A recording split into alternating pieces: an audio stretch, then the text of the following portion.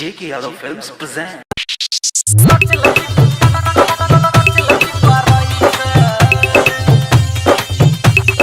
J.K. Yadav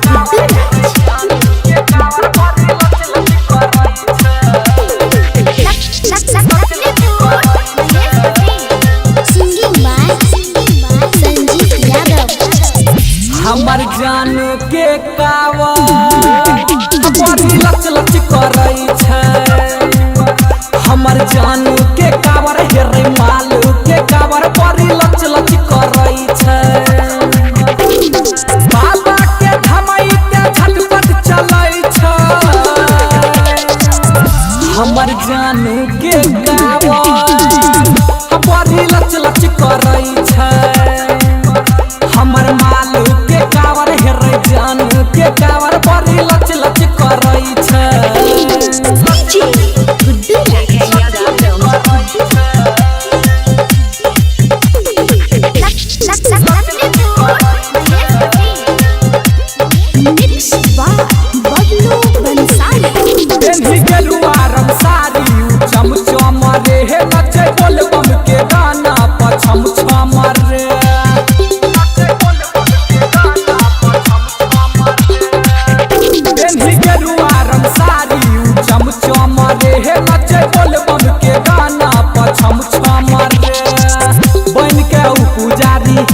Shiv के दुआरी बाबा के दर्शन खातिर ऊ करे पूरे सोमारी। मारी के चिलम बम बम करई छै। हमर जानू के गावा बड़ी लच लच करई छै।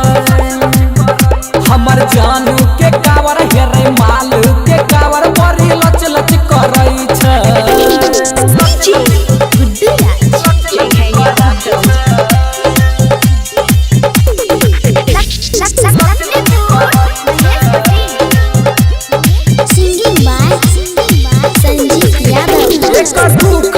कखनो न टांगुनु रे लगती छै छोरियाई भांगुनु रे।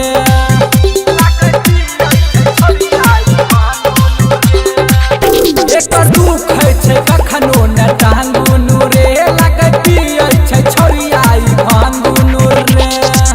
बन के कमर में ओढ़नी छै बाबा के ई नगरी नचै छै डीजे पर ऊ खाय के गाजा या लहरी।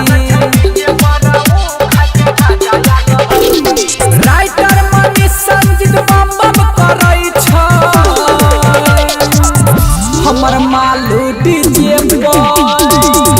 देखी छम छम नचई छै।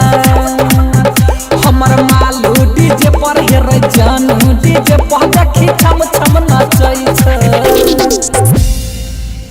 J.K. Yadav Films